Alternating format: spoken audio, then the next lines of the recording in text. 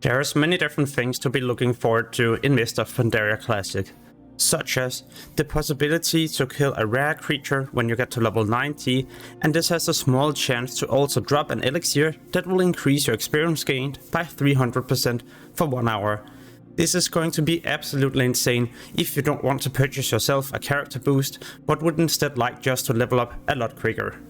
The new class Monk will be playable as most races beside Goblin and Walken. And as this new class, you can also equip yourself the Warglaives. Yeah, it's going to be pretty nice to use this as a transmog, and a thing you could be preparing right now in Cataclysm Classic. Another new feature is the possibility to be harvesting and planting things on your own farm. These materials will be required for new cooking recipes. And talking about professions, these can now be leveled up to 600, and there's going to be a ton of new things to be crafting. In addition to this, gather professions will no longer require you to have a skinning knife or mining pick in your bags. But by having these, you will also increase your skills by 10. Engineering will receive two big changes. First, the possibility to attach a glider to your cloak. So if you're, for example, in a PvP situation where you would like to get away, or you just need to get to a new zone a bit quicker or prevent fall damage, well, then the glider is going to be absolutely insane. The other benefit is to increase your swim speed, but also the possibility to walk on water for 12 seconds. There is of course also other benefits, but these are just the two major changes. A new mount that will be able to walk on the water will also be introduced, but this will be gated behind a faction. You will need to become exalted before you will be able to purchase this amazing mount.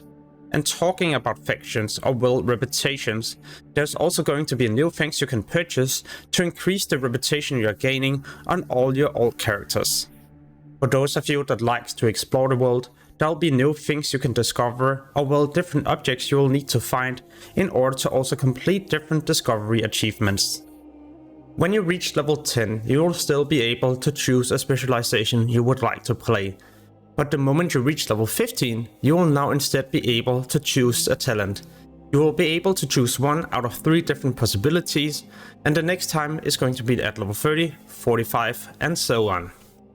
More classes will finally be able to move and casting spells at the same time. For example, as a priest you can get a glyph that allows you to run and be using penance at the same time.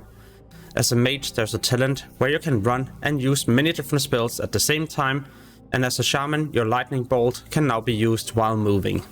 There is of course going to be a ton of different class changes, but a big change to the druid is that now you will have to decide whether you would like to tank or play as a feral, as there will be 4 different specializations to choose. As a hunter, you will also no longer be using a melee weapon, and as many other classes, you will no longer be using a ranged weapon. On top of this, as a hunter, there's no longer going to be a minimum range on your attacks, so you will be able to shoot whenever you're right on top of a target. What I'm also looking so much forward to is AoE looting. So now you'll just need to loot one target and you will be looting everything from all nearby creatures. Yeah, this will definitely save you a bit of time. The character creation but also login screen is changing. There's going to be a lot of new animations but also new backgrounds.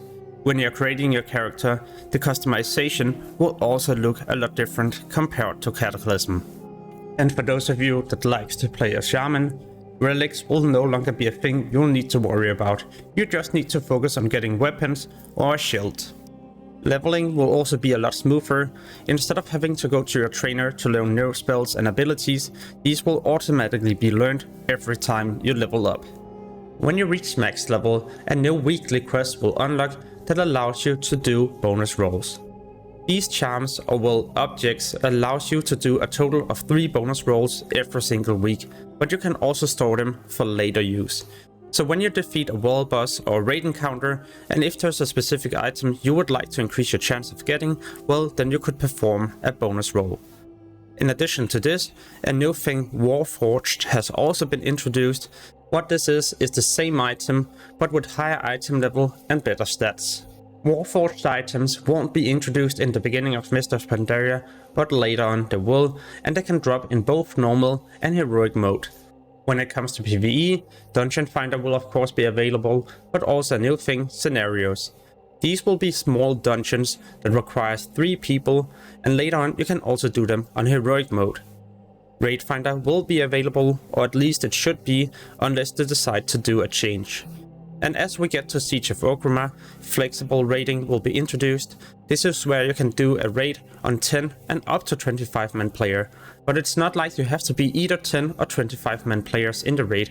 No, you could for example be 15, 18 or something else, and then it will simply just scale up the damage and health of the different raid encounters.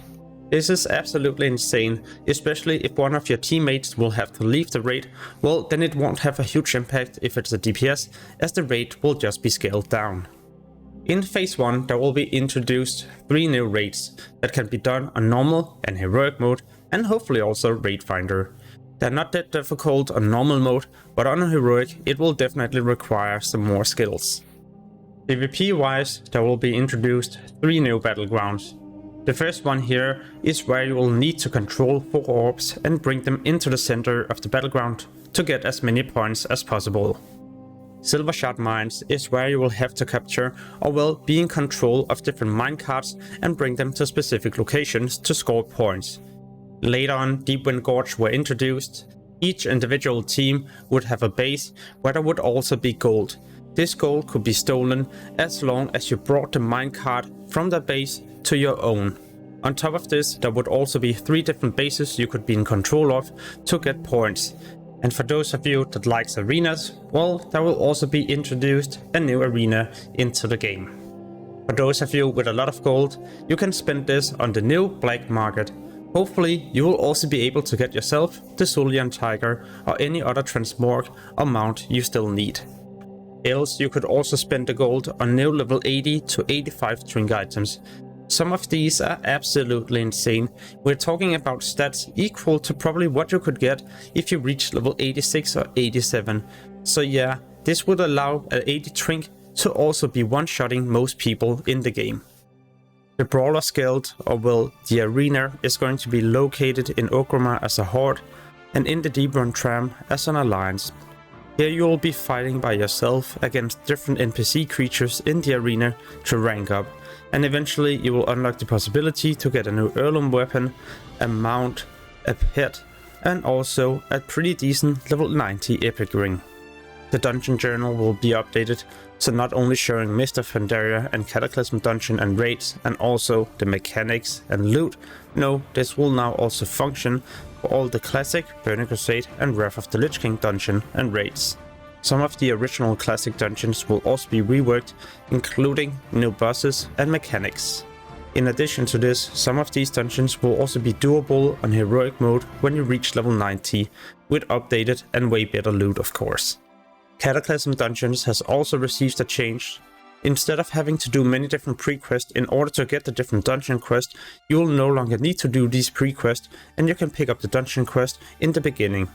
The random dungeon finder will now also provide you a benefit at level 90, as you can choose a faction you would like to gain reputation with upon completing the dungeon. World bosses are making a return, and there will be quite a few of these in Mist of Pandaria. In phase 1 there will be 2 different ones, Galleon and Shah of Anger.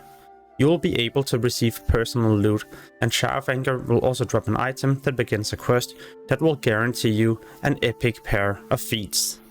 Like I mentioned, it will be personal loot, so you won't need to be in a raid group and distribute the loot. No, you just need to make sure you're attacking the boss and of course finally killing it. There is of course a high chance you won't receive any epic items from the kill, but this is where you could also be using your bonus loot. You can get PvP and PvE items, yeah, even tier pieces. What about leveling in Mist of Pandaria?